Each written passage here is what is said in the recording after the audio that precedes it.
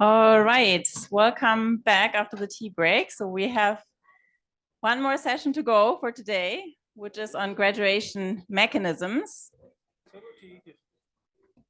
But before we start on graduation, I also wanted to point your attention to two sources that I posted in the forum. I mean, I couldn't follow everything in the AI session, but there is I find quite helpful resource by GIZ on the use of artificial intelligence along the delivery chain. I heard that there was a question on how about AI with respect to outreach or targeting. So the study basically points out how AI can be of use throughout the various steps. And there's another source on novel data sources, which is also interesting and sort of nicely complements the artificial intelligence publication, because it also points to new data that is becoming available, which also makes some of the activities or the use of AI along the delivery chain also possible. So we see, for instance, that countries have used AI for targeting due to new data becoming available, such as the geospatial data in combination with mobile phone use data, for instance. That's what Togo used to respond to COVID-19. So they used the predictive power. They used that, looked at the data patterns to identify vulnerable population. But also, I mean, with respect to other functions, of course, there's a lot that can be done when it comes to service delivery as well.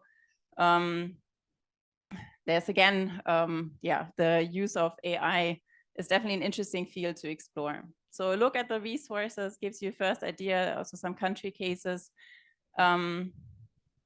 Yes, but now we get to the actual topic that I wanted to talk about, and this is graduation mechanisms. And the title is actually chosen deliberately, so I'm not talking about graduation programs as some countries do, because personally I feel that graduation is not a program and cannot be a program by itself, but we need to look at the mechanisms, how we can possibly graduate people. And in today's presentation, I want to first of all touch on the aspect, what is graduation? So I'm sure many of you have heard of it, but it's still important to have a common understanding of what we're talking about. Is this working or? Okay. The next one, sort of the theory of change. So how do we expect people to graduate? I mean, what is going on in between? And then also we look at the evidence base. The evidence base internationally and also for Pakistan to see, is the theory of change what we expect graduation mechanisms to do? Is this actually also supported by data? So where do we stand, and what do we also need to look at with a critical perspective? For some reason. All right, so what does graduation really mean? So I guess for everyone, it's clear that we're not talking about the graduation process that all of you went through. And so I think this is also a main difference between the term graduation that we use in education and the term graduation that we use in social protection. Because you might remember, I don't know whether you were wearing a hat, but when you graduated from school or graduated from university, that was a single point in time. It was sort of clear cut. You passed from one level to the next. You got a certificate, you achieved something, and it basically prepared you for the way onward. And it's a certificate there to stay. And the question with graduation and social protection is really, is this something that we can also claim for social protection? That when people graduate, do they really graduate for good? Is it a single point we can look at that ensures that people actually leave? And leave what? That is the next question. So what type of graduation are we talking about? Do we talk graduation in terms of people leaving the program, which is sometimes referred to as threshold graduation?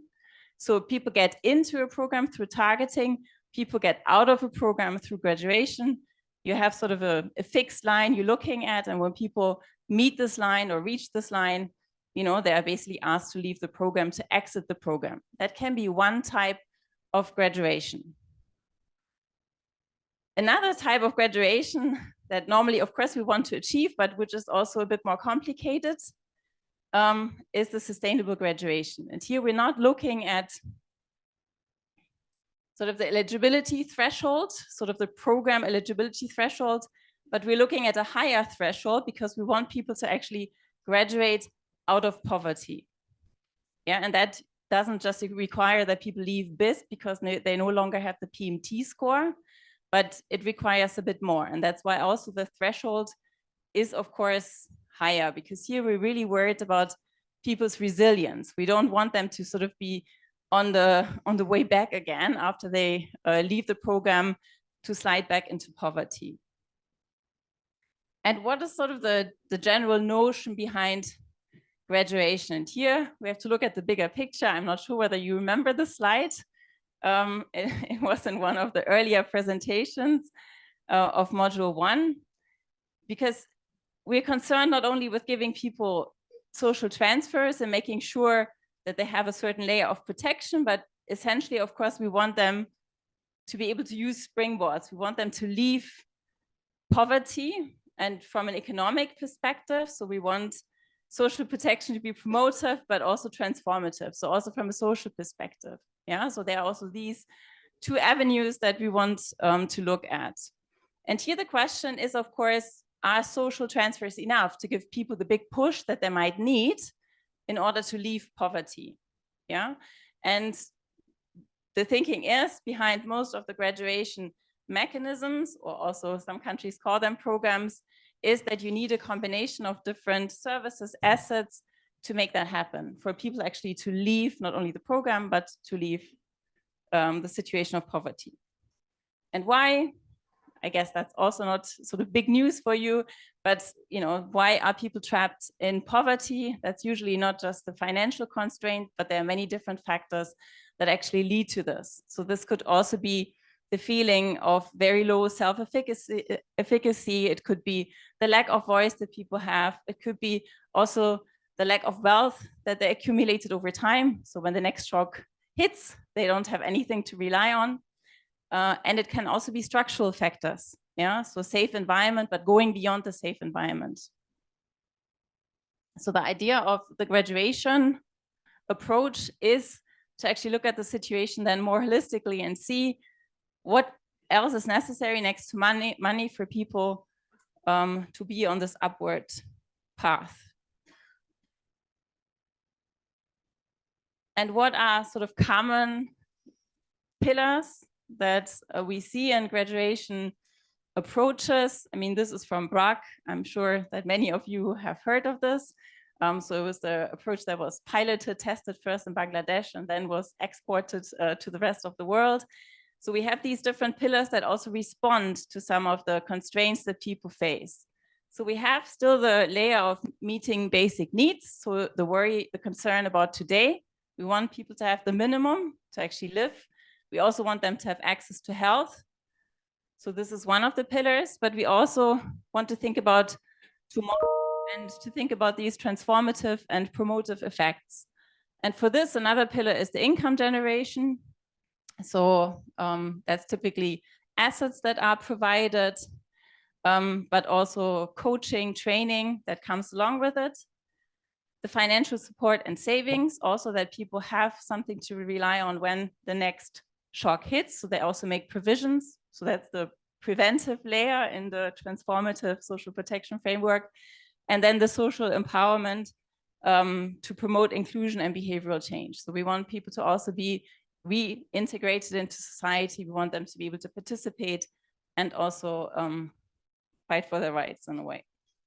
So how does this all work? There is a certain itinerary that usually is behind these 4 components. So it's not just a matter of you have these 4 components and everyone can pick and choose and you combine it flexibly, but very often there's sort of a path mapped out. And this is now the Brack path, very typical 24 months for which support is provided. And you see these different packages which are mapped onto the timeline. So usually, of course, you have a preparatory phase where you look at what the needs are. And then you have these different components here that are either continuous, so the coaching, social integration. So that's usually mobilization, networking, different types of activities, healthcare, access to health. These are ongoing. And yeah, then you have the consumption support, savings, and asset transfer that are limited in nature and also built upon each other.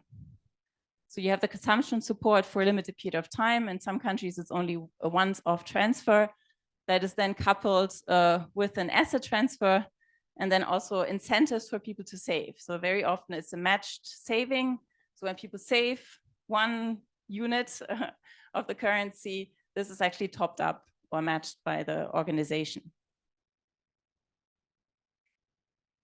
Now you might already wonder, of course, this is sort of the main idea. You have these different components, and then boom, all of a sudden you have sustainable livelihoods. You can already, if you think about it, and I heard also some discussion yesterday that people were saying, I think you also mentioned that we need to individualize approaches. Not everybody needs the same package.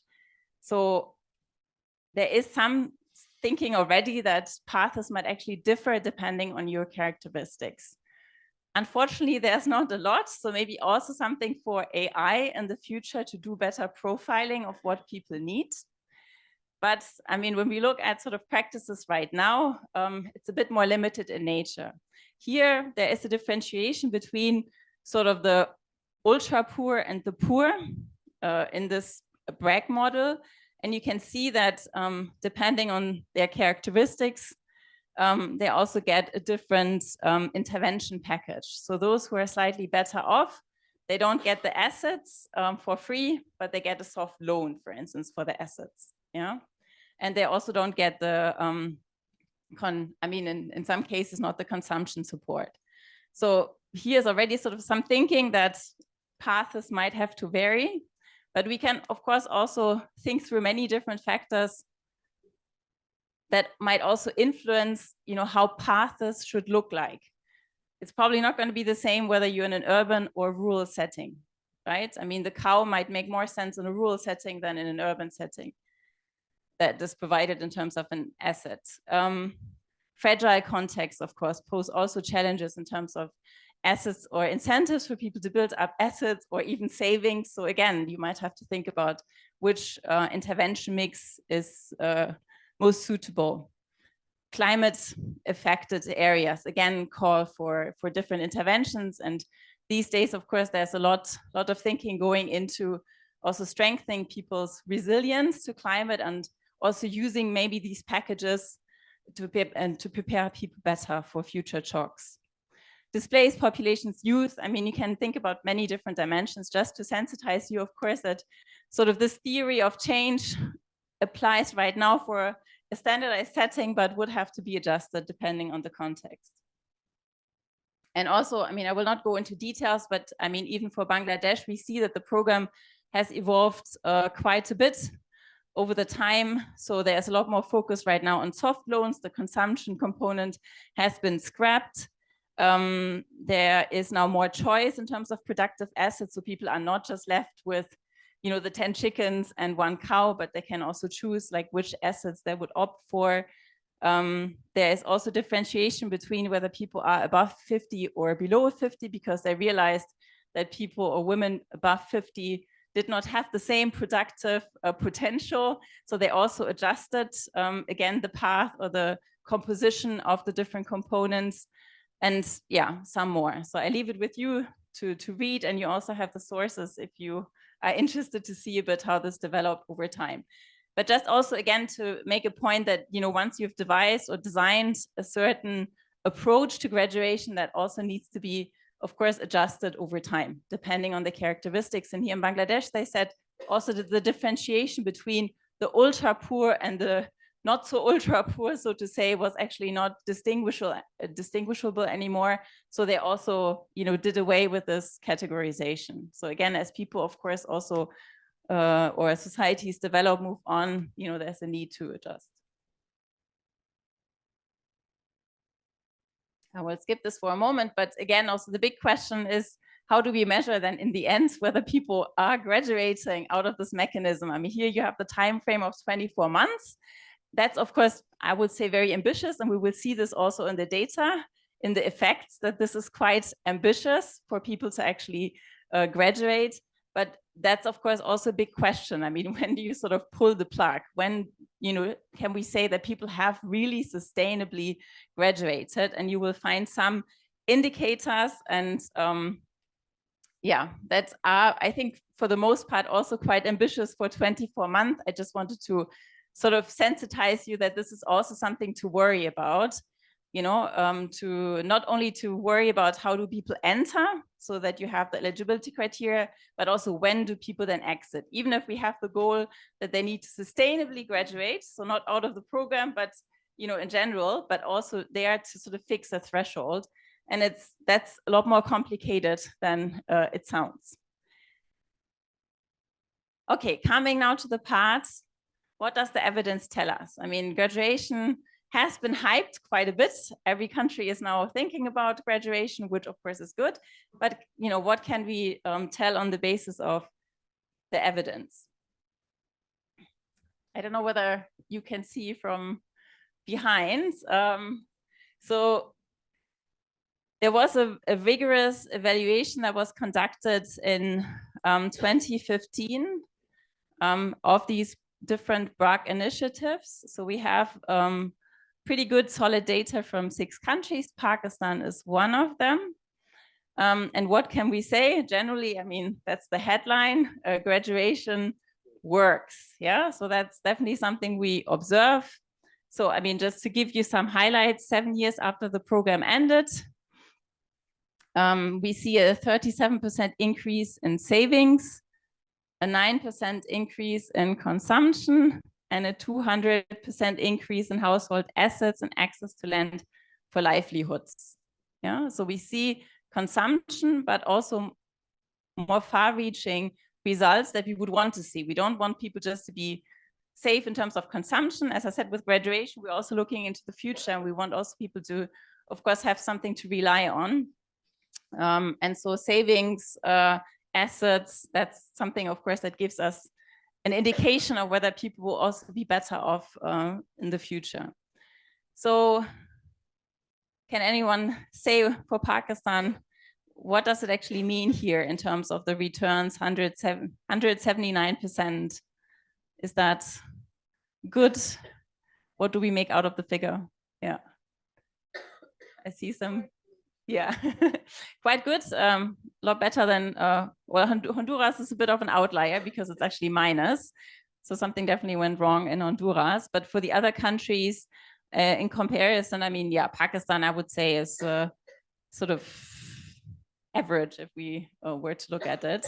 And so here we can say in terms of returns that it definitely pays out. Yeah. In India, it's more than 400%. Yeah. So, program cost is it's not about population, but I think cost of it's not more. It does not look it's a realistic figure. No, it could be realistic. The coverage part is very good in India. It talks about returns. It's okay, but it talks about returns. So look at all the 5 countries, and in India it's more than 400%. Yeah, can anyone think about, I don't know, factors that could have an influence on the return? Why could it be that in India, I mean, it's seems to be sort of a better investment even? program cost is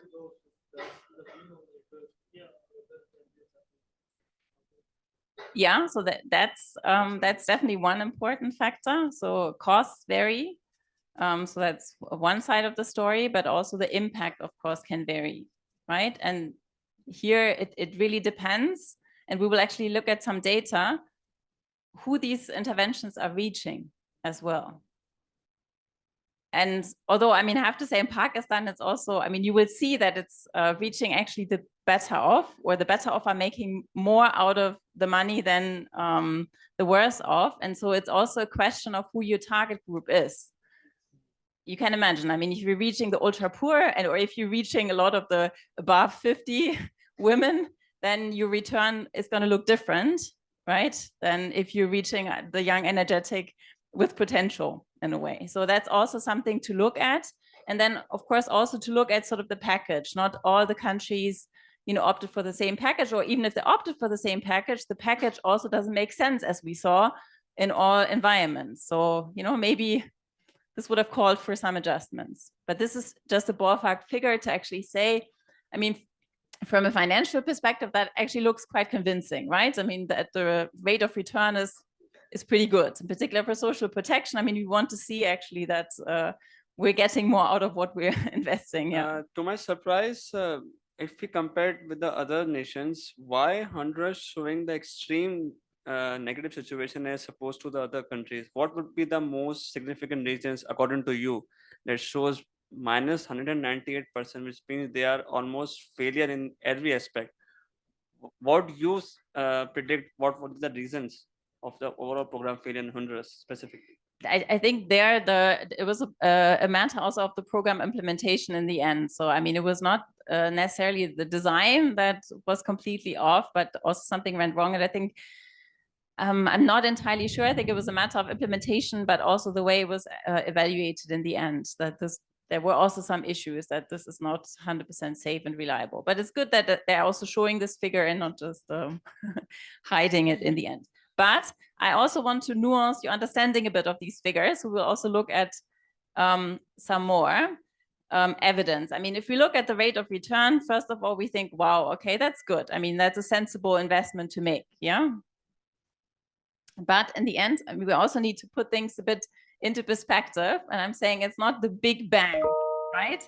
I mean, we're putting a lot of resources into thinking into like how to package savings and coaching and assets. And, it's a complex intervention. I mean, already sometimes cash transfers in some countries, I mean, to get it out on time, reliably to the people that deserve it is already quite an endeavor.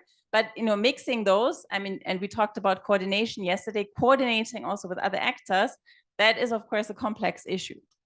And so if we look at sort of the effects and put this a bit into perspective, what does it actually mean if, our durables increase by 110%, or the value of cows' assets go up by 208%, household savings 863%? That all sounds very impressive. But if we look at the absolute numbers, this is much more moderate, yeah, that we see.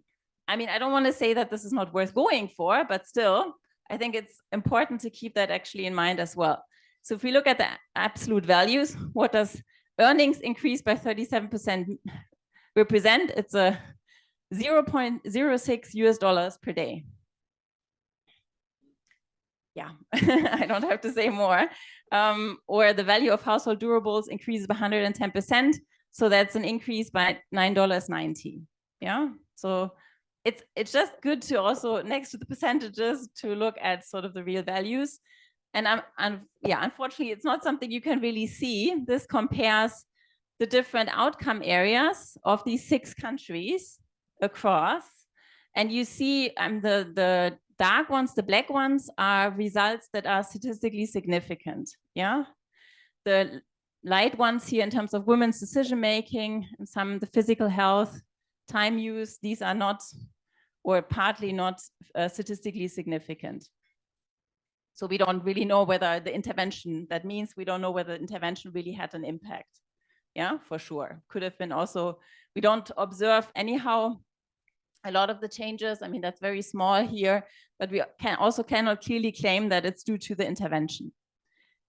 But generally, I don't know whether some of you know Cohen's d in terms of the effect size.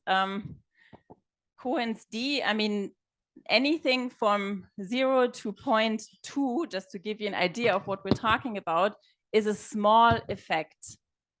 Yeah, anything up to 0.5 is a medium effect. And if we look here at the effects, just at the general picture, we can see that those interventions, for the most part, actually produced rather a minimal effect. Yeah. So it produced effects. It made it certainly also difference for the recipients, but it's not that we can say that this was big bang. Yeah. And this is a sort of a result I already talked about earlier. And it's not necessarily for the ultra poor. So here we can see the proportion of beneficiaries above at the time it was still the 1.25 international poverty line. For those who are actually a bit closer, what can we state for Pakistan? And here it's a proportion that was not living under the poverty line that you see here. So the bar represents those that are not under the poverty line. So is that a positive result for Pakistan or not? I see so you shaking your heads. Yeah, so that's obviously, I mean, maybe not something that we would want to see, because it basically says that close to everyone in Pakistan was actually above the poverty line that was participating in this intervention. That's what I meant earlier. Of course, that also has an influence on how your results look like in the end. Here to the contrast, the others, I mean, are doing, let's say, a bit better. Peru is also, I mean, it's, yeah, 90% here that is above the poverty line. And what else can we say in terms of the effect size? What do we expect? What can we say across the wealth distribution? Here you see different percentiles. So this is the 10th poorest, the results of the 10th poorest in society comparison to sort of the 90th percentile. So, you know, the ones that are higher up on the income distribution. If you take everyone on a line and then sort your incomes, you know, by the size, we start with the very poorest up to the wealthiest in society. Okay, and so here we see the results depending on the income. Here it's a sort of decile or even finer. So what can we see, you know, when we compare the effect, and this is the effect on consumption of the poorest in comparison to close to the richest, the 10% versus the 90th percentile. We can see that this actually has quite an impact on consumption in the end. And it's not the poorest that are benefiting the most from the intervention, but it's rather the better off. Which in a way also, you know, as I said, makes sense, because maybe for those who are already better off, they can use this or make better use of the resources that are provided in addition to the ones that are actually really at the bottom of the income distribution. Just for us to keep it in the back of the mind, if our purpose is that we want to get people across the poverty line sustainably, and if we say we start with those that are easier, then, you know, it's not a bad result as such, but of course we need to look at it critically if our target group from the very start are the poorest, because that puts it a bit into perspective, because, you know, maybe the basket that was provided is not sufficient, you know, for the very poorest. And maybe sort of a standardized package across might also not be the best idea if we can see that they make, you know, different use of this package and have different results in the end. And also to give you an idea of the costs, I mean, at least of this intervention, I will also show you later on different figures, but we can also see that this is, you know, quite considerate here. I mean, already you were pointing out earlier that the costs for India are different, yeah? But for the other countries, for Pakistan, it was around $6,000 US per graduation package here, yeah? And I mean, that was sort of the most expensive package. So it went from the one in India for 1,455 all the way up to 5,962. So of course, we should not only focus on the outcome side and see, okay, are we actually making a difference? We need to look at how big is the difference. And then also, of course, we need to put it into perspective of the cost that we're putting in. And then, you know, we said earlier, the cost ratios are maybe informative, and that it's an investment worthwhile making. But again, you know, this should not determine whether we're going for one intervention or approach or not, because ideally, of course, we should also look at alternative mechanisms. Yeah, and there are different alternatives. I will show you also some that we need to look at. And also some of these cost ratios, they have a very, let's say, generous way of also portraying the benefits into the future. So the cost ratios that you saw earlier, they actually sort of assume continued levels of consumption over a lifetime. Yeah, so in terms of methods, it's sometimes also a bit tweaked, but the most important factor is actually the second one. And just to show you here, this is sort of comparing, it's another study on comparing the cost effectiveness of different approaches, not only of graduation approaches, but also livelihood approaches and cash transfers. And we can see that this is actually quite interesting. Yeah, so here we have cost benefit ratios. I mean, if we were just to look at the graduation programs, we have one cost benefit ratio, but we compare it then to the livelihood programs or even to the lump sum cash transfers, this again changes our perspective. Here, I mean, in this study, the lump sum cash transfers were actually much better in terms of the cost transfer ratios. So to say, before we actually invest a lot of money into graduation mechanisms, we need to look also into alternatives, alternative packages. There is, let's say, new evidence also coming up. There is not just one standardized package, but there are different components. And then also we need to critically ask ourselves, okay, how much more are we actually producing in comparison to the simpler version of a lump sum cash transfer? Yeah, is it worth it? And here, it's actually interesting. It's a study from Pakistan that looked at sort of a package of assets and trainings and compared it to the equivalent value in cash to see, you know, is that actually making a difference if we provide this package? And now I know it's difficult to read, in particular from the back, but here basically you see the two treatments. I mean, this is the in-kind, sort of the graduation package.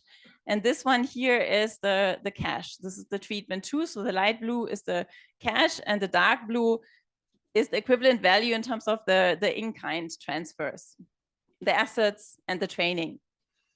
And if we look, for instance, here at some of the parameters, this is consumption, this is savings, investment into business assets, investment in non-business assets, and expenditure. It's interesting to see that, I mean, what do we see? Can anyone, I mean, who has a better picture here from the front, let us know, what do we see if we compare the, yeah, that's much better, thank you. When we compare the light blue with the dark blue, so the in-kind versus the cash. I hear some mumbling, which is correct. Yeah, so the cash actually has in some of these parameters even better results. Not something we would expect because we think cash is about consumption. And yes, maybe also people invest in some productive assets, but the basic idea behind the graduation approach is that we actually need this package of interventions so that people, you know, climb up the ladder and, you know, get this big push. And this is not to say that graduation approaches don't make sense, but this is just to say that we need to carefully look at the data and see really, you know, what makes the difference. And here in this instance, we see that the in-kind transfer and the coaching actually didn't make so much of a difference. The equivalent in cash would have done the same trick. So it's good to look into alternatives, you know, as policymakers to really see what are we going to go for. And yeah, so that's again the study also, another study that looked and compared livelihood, cash, and graduation approaches across different outcome indicators in terms of savings, credits, assets, productive assets. And here we also see a mixed picture when we look at the livelihood interventions, cash interventions, and graduation interventions. And here we see the colors basically represent whether they had a negative effect, no effect, or a positive effect. And again, we don't really see a clear picture coming out that we can see, oh, a graduation is all blue across and cash and livelihood is, you know, more orange or red, you know, so it's not as easy. We can also see that the livelihood and the cash approaches also had positive effects. Yeah, so just for you, sort of motivation to critically look into that before joining the hype, you know, to combine all kinds of interventions and go for it. And then another factor, I mean, graduation, as I said, is about also the future, and what we want to see is really a sustainable effect on people's lives. So of course, we also need to look at the long-term effects.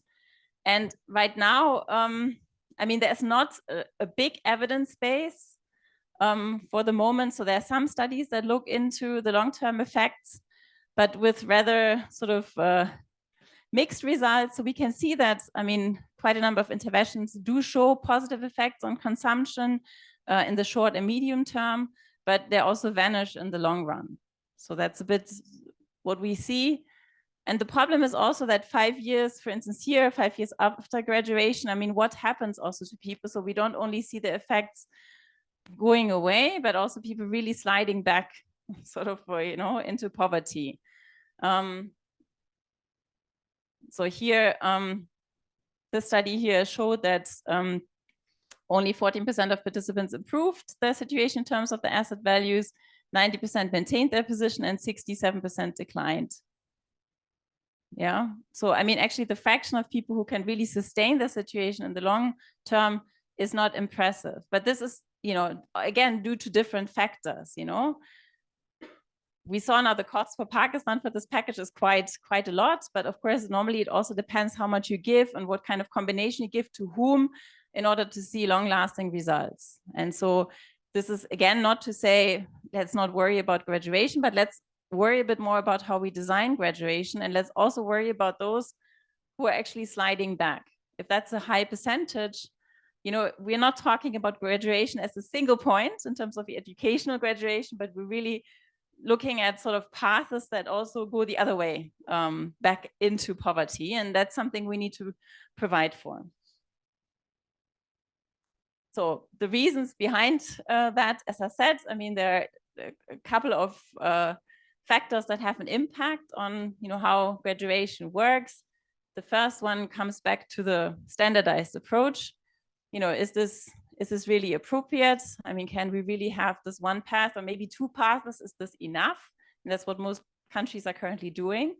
So it's a matter of course, looking into, you know, how do we design it? Because of course, again, it's also unrealistic that we have an individual path for every single person. I mean, that's not even reality, I would say, in high income countries, that even with the help of social workers, that you design an individual path for every single person. But it's of course something we should be aiming for, or we should be mindful of. This explains why, you know, sometimes we don't see the results we want to see. Also a realization that not everybody is an entrepreneur. So productive inclusion is of course now again a big term. We want to turn everyone into an entrepreneur. They should use the assets and the training and sort of should be self-reliant after some time. So again, that's also not something that is realistic, a realistic assumption, even if we vary the assets. And yeah, so again, also the truth is that it's not really a poverty trap just for a few people, but it's rather a poverty flat. So how much you give is maybe, I mean, what we're currently giving is not enough to actually to do justice to the situation of people. So many graduation programs, even if we look at, let's say, the bigger packages, are underfinanced and also have an unrealistic timeline of the 2 years that we expect people to perform miracles. Yeah, and that's maybe, again, not the most realistic assumption, because people are not just in a small trap. You give them a bigger push and all of a sudden they jump out and stay there. But, you know, they need maybe a bit more long-term support and also different combinations. Then also the structural context that I mentioned at the very beginning also, of course, plays a role. Here we expect people to actually pull themselves out of the situation, right? The responsibility is very much on the individual, but you know yourself, I mean, labor market, you know, how many jobs are actually on offer, or also other structural factors, of course, matter as well. So if you train people, if you give them an asset, etc., I mean, there's only so much how they can go by themselves. So important for government not to only focus on, let's say, the individual responsibility, but also look at, of course, the poverty and the reasons for poverty more holistically. And maybe in some instances, actually reversing back to cash and working on some of the more structural issues might even be the better combination of funds that go into poverty alleviation programs. I'm not talking now about Pakistan. I don't have sufficient information about it, but just maybe sort of a critical point of view here.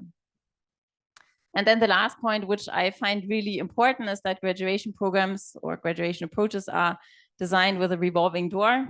So it's not like one time you're out, there's no way back, but that you can also come back, in particular now, since we're looking more into collective shocks, and this will become more the reality for many countries. Pakistan, of course, in particular, it's already a reality.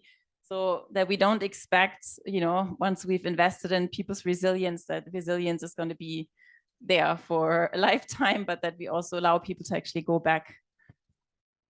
All right. So, okay, and now, so what do we do with this information and also the evidence base? I mean, I just wanted to leave you with some pointers. So we talked about that maybe the standard packages are not going to be enough. At the same time, we also face constraints into how much we can vary. But there's also now more evidence coming out about sort of different packages. I mean, this is now data from it's actually mainly Nigeria for the moment, but it's coming from a bigger World Bank program in the Sahel region where they experimented with also different packages. So they looked at a capital package that focused much more on savings, accumulating savings over time.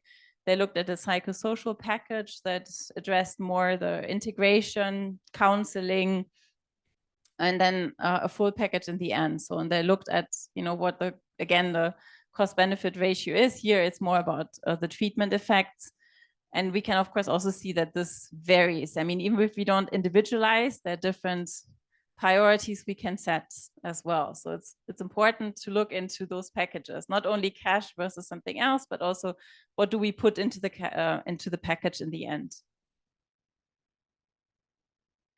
And also, I mean, the same region, I mean, you see the countries here, the Sahel region, looked into combining or adding the graduation mechanisms, same as you're doing here, to the national social protection programs. And that, of course, also helps save costs, because if we look here at the cost, if we compare to the 6,000 bill that we saw earlier for Pakistan, that here looks quite different in terms of the full package, how much you have to pay. So looking also at the delivery channels, seeing, how we can produce some cost savings is, of course, also very important.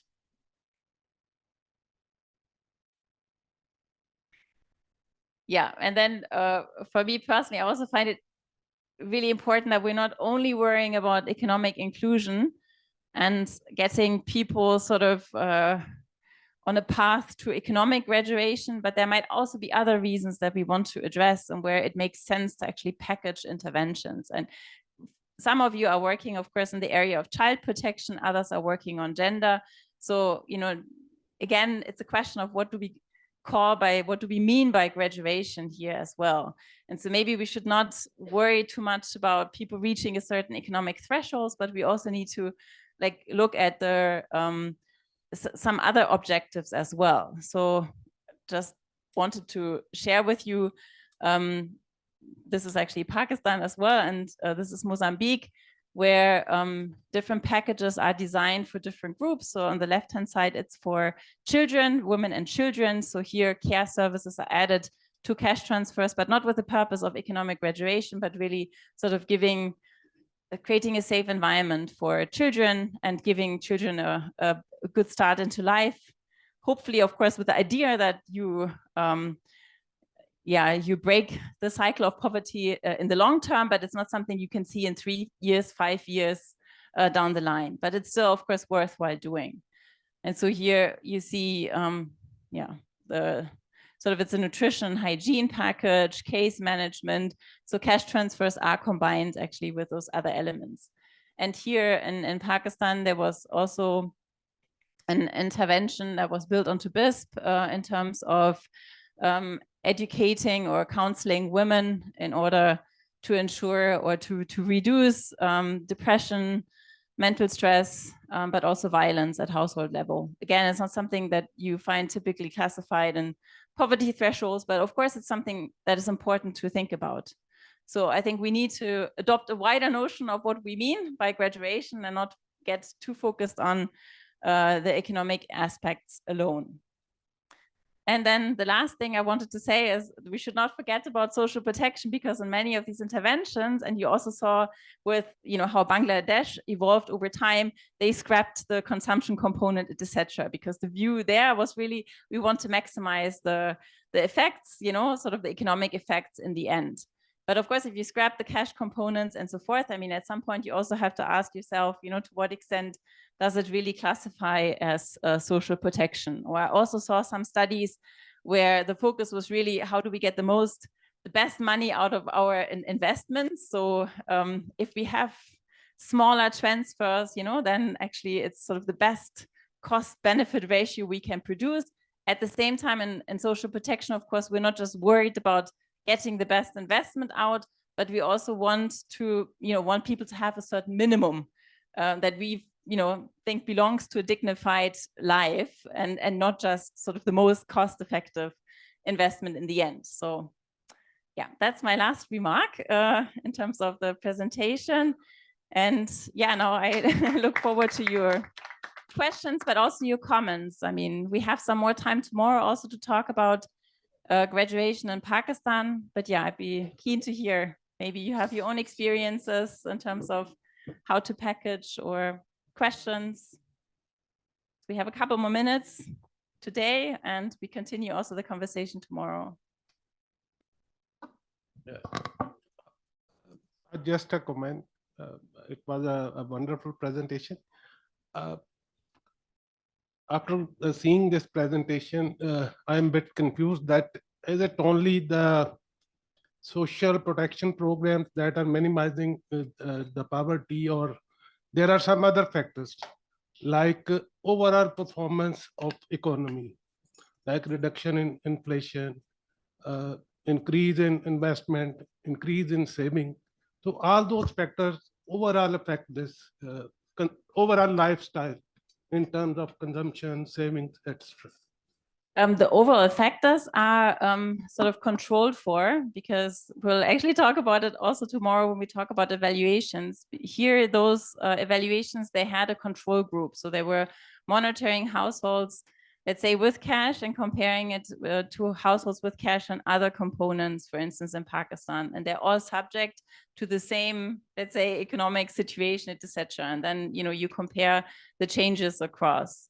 Of course, this matters. And as I also said, I mean, if you're worried about maximizing effects, I think you need to look at these structural components as well, because they matter quite a bit. So it's not just a matter of are we having an impact, but is this also the best investment to make? Or do we need to worry a lot more about the labor market, for instance, and creating more jobs? Yeah.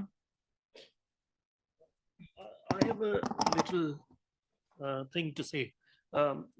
I've seen that livelihood programs too are mostly cash centric. So can we distinguish in design between the livelihood programs and the cash centric programs? That's a good question. I mean, in the presentation, I don't know if we can go back. I think you need to put it into, yeah, if we can go to further down. We can also further, even further, further. There. So this is here how they differentiated it. I mean, of course, you can say that livelihoods, I mean, a lot of programs are changing or converting now more components into cash. That's true. But here they actually provided sort of, what they meant by these different approaches. And here it looked more at also productive assets. Yeah. But of course, it's true. I mean, generally, it's also, I mean, what is the livelihood program and what is the graduation program? I mean, you could also say, that's also very closely aligned. But here, I would say it depends a bit how many components you're adding. Yeah. So cash is sort of the pure version. A livelihood, has more components, and then the graduation has even more components. And that's, of course, interesting to see. and generally, I just want to make the point. I do believe that people need more than cash. This is not the argument here. But again, it's the question of what we can provide, how meaningful the support is, and also, of course, how much the support costs in the end, or whether sort of how much we're investing, could be better converted into higher transfers or more people getting cash, etc. Or let's say working on some, I don't know, infrastructure or other factors as well. And that depends, of course, on the country, the situation at hand, etc. I mean, and just want to lobby a bit that it's actually worthwhile looking into these alternatives and not just following blindly with the trend that every country now needs to have this package of interventions. Yeah. I'm surprised that the Bharat model is not getting solved actually. How is possible with a child prevention like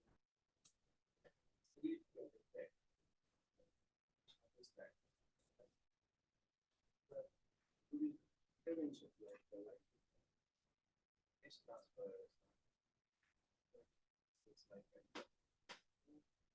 some time like 5 years, 10 years.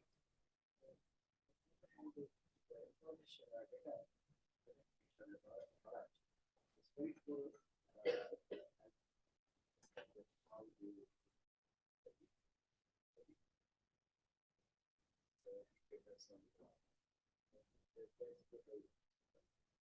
And I think you're right to be surprised. I mean, I don't buy the idea that everybody can graduate in 24 months. And I think also the data shows this. I think the data shows that, it works. It has an effect if you support people through these different combinations, right? I mean, in particular on consumption.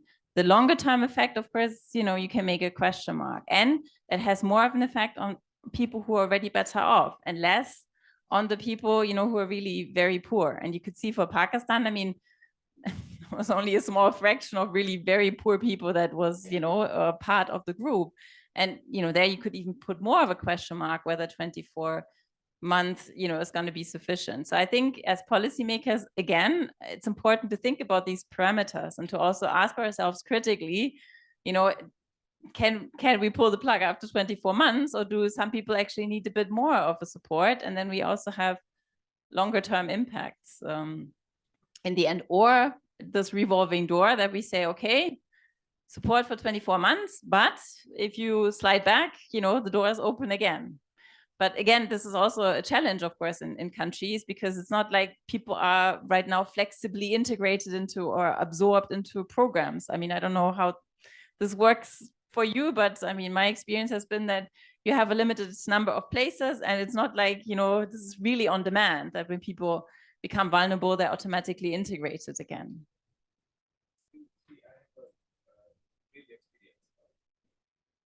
Okay.